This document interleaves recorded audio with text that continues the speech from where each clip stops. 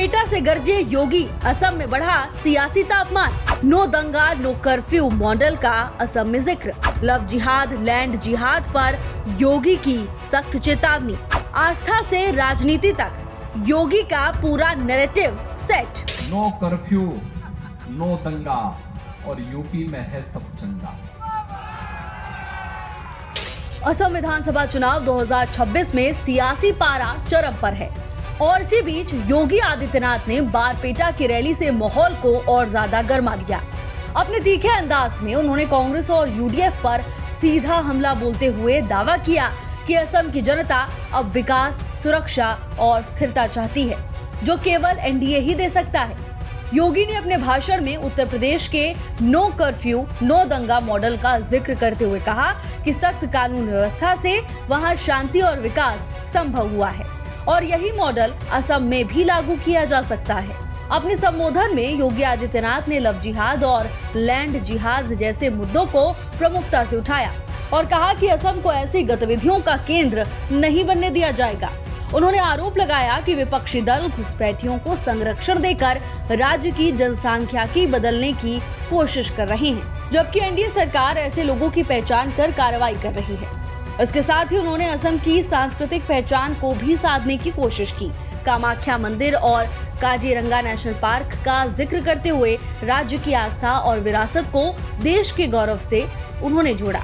योगी ने राम मंदिर अयोध्या का उदाहरण देते हुए आस्था के मुद्दे को भी सामने रखा और कहा कि ये देश के विश्वास की जीत का प्रतीक है। पूरे भाषण में उन्होंने प्रधानमंत्री नरेंद्र मोदी के नेतृत्व की तारीफ करते हुए एनडीए को असम के लिए एकमात्र विकल्प बताया। कुल मिलाकर ये रैली सिर्फ चुनावी भाषण नहीं बल्कि एनडीए के पूरे राजनीतिक नैरेटिव, सुरक्षा, विकास और सांस्कृतिक पहचान को मजबूत करने की कोशिश के तौर पर देखी जा रही है। अयोध्या में उत्तर प्रदेश के अंदर राम जन्मभूमि के लिए आंदोलन चलता था। असम से भी राम भक्त जाते थे, हम नारा लगाते थे, राम लला हम आएंगे, मंदिर वहीं बनाएंगे। कांग्रेस थी, कांग्रेस ने कहा राम तो हुए ही नहीं। कांग्रेस के सहयोगी दलों ने राम के अस्तित्व को नकारने का काम किया। प्रधानमंत्री के रूप में मोदी जी आए, उत्तर प्रदेश में डबल इंजन की सरकार बनी। 500 वर्षों की जो तमन्ना थी आज वह अयोध्या में साकार हुआ है। भव्य राम मंदिर का निर्माण हो गया है। अब उत्तर प्रदेश में कर्फ्यू नहीं लगता। नो कर्फ्यू नो दंगा और यूपी में है सब चंगा। अब वहां दंगा नहीं है, वहां कर्फ्यू नहीं है, वहां सड़कों पे कोई नमाज नहीं पढ़ सकता।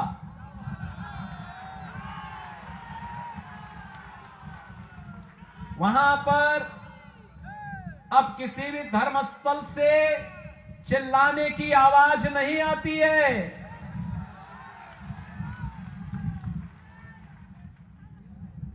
अगर किसी ने दंगा करने का दुस्साहस किया तो उसकी प्रॉपर्टी को जब्त करके वहां के गरीबों में, दलितों में, जनजातीय समुदाय के लोगों में बांट दी जाती है और कहा जाता कि इनका अधिकार है।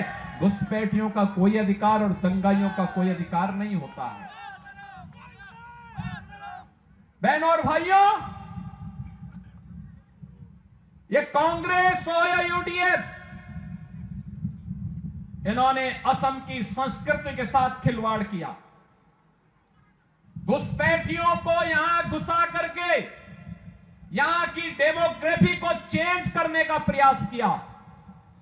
आपके हक पर डकैती डालने का काम किया। असम के लोगों के राशन पर, उनके मकान पर, उनकी जमीन पर जबरन कब्जा करने का प्रयास किया।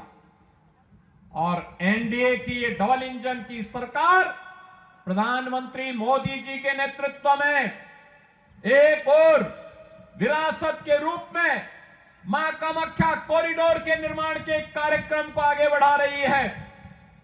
एक और विरासत और विकास के कार्यक्रम को आगे बढ़ाने के लिए श्री हेमंत बिस्व शर्मा जी के नेतृत्व में असम के अंदर एनडीए की सरकार कार्य कर रही है। मां कामाख्या का कॉरिडोर का निर्माण का कार्य आगे बढ़ रहा है। एक एक घुसपैठी को चिन्हित करके उसे यहां से बाहर कराने की व्यवस्था भी हो रही है। और दूसरी ओर डेवलपमेंट के बड़े बड़े कार्य आज असम के अंदर भी देखने को मिल रहे हैं। असम के अंदर ये एनडीए का संकल्प है कि असम की धरती को लव जिहाद और लैंड जिहाद की धरती नहीं बनने देंगे। असम की धरती में घुसपैठ नहीं होने देंगे। असम की डेमोग्राफी को बदलने की कांग्रेस और यूडीएफ की साजिश को सफल नहीं होने देंगे। बहनों और भाइयों, यहां का काजीरंगा, यहां का नेशनल पार्क, ये दुनिया के अंदर राइनो के साथ साथ अपनी जैव विविधता के लिए भी जग विख्यात रहा है। और कौन नहीं जानता है, अहोम राजवंश ने इसी पावन धरा में विदेशी आक्रांताओं के छक्के छुड़ा करके अहोम की इस समृद्ध संस्कृति को एक नई ऊंचाइयों तक ले जा करके भारत की रक्षा करने में अपना योगदान दिया था। और उस समय अहोम राजवंश के महान नायक लचित बोरफुकन की अदम्य साहस, उनका शौर्य और पराक्रम हर भारतीय युवा के लिए सदैव एक प्रेरणा रही है।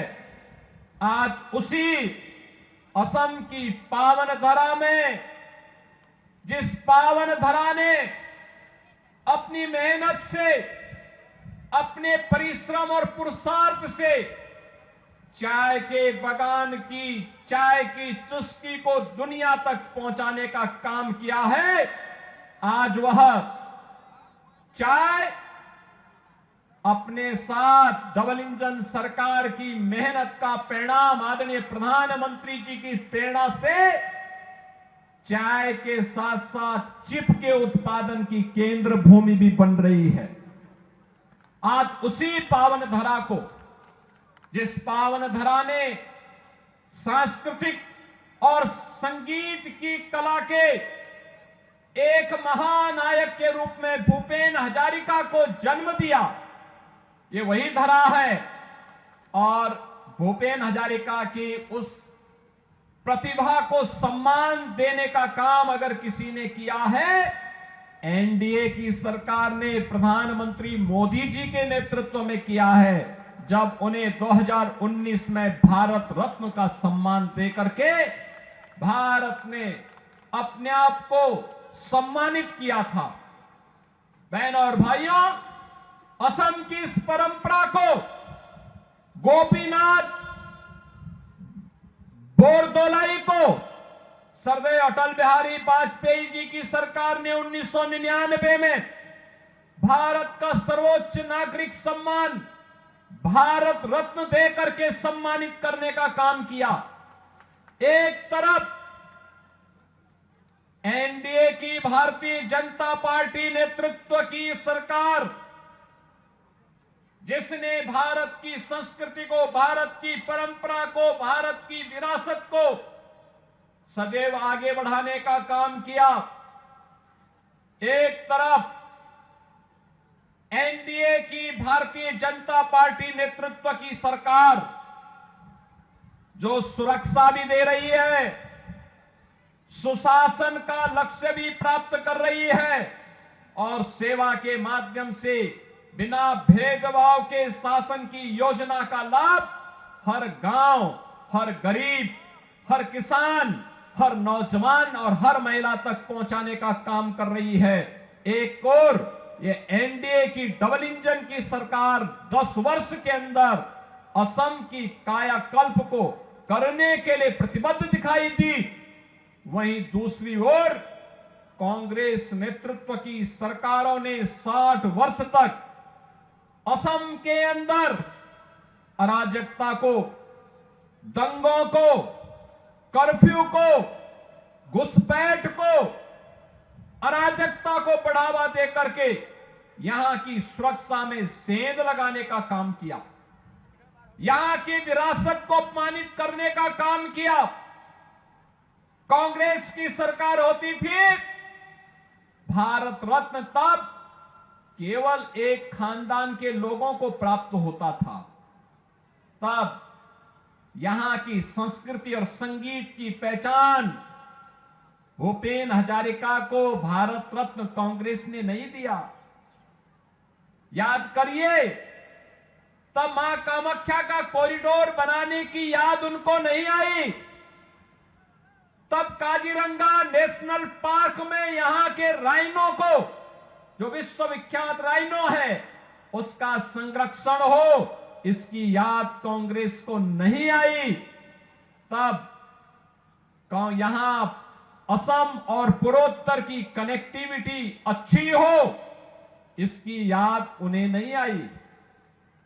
बहनों और भाइयों, प्रधानमंत्री मोदी जी के नेतृत्व में ये डबल इंजन सरकार की ताकत है।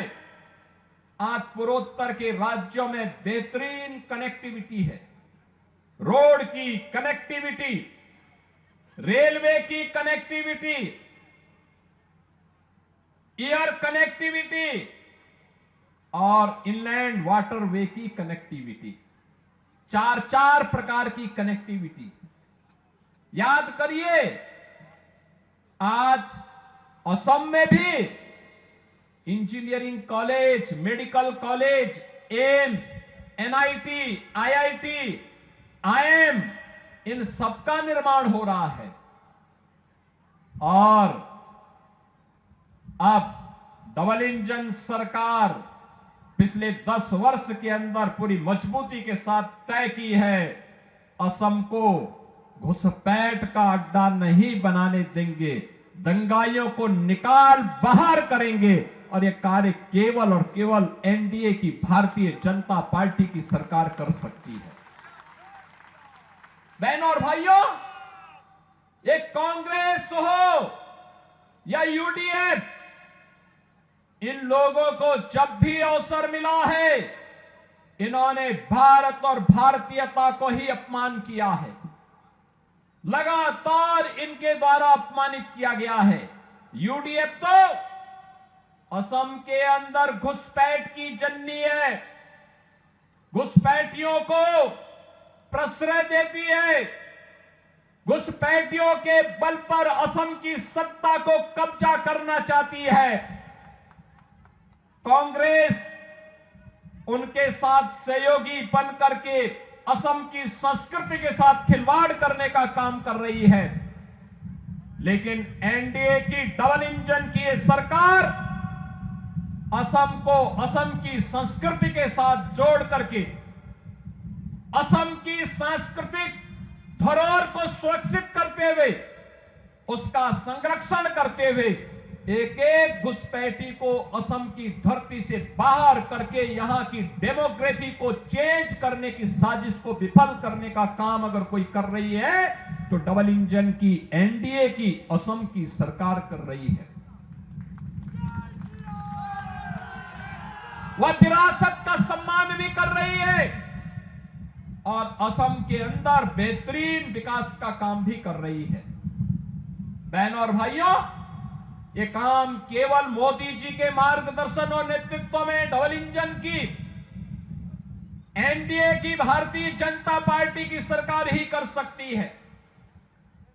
देश के अंदर जहां जहां भी एनडीए की बीजेपी की गवर्नमेंट है, बीजेपी ने वह करके दिखाया है।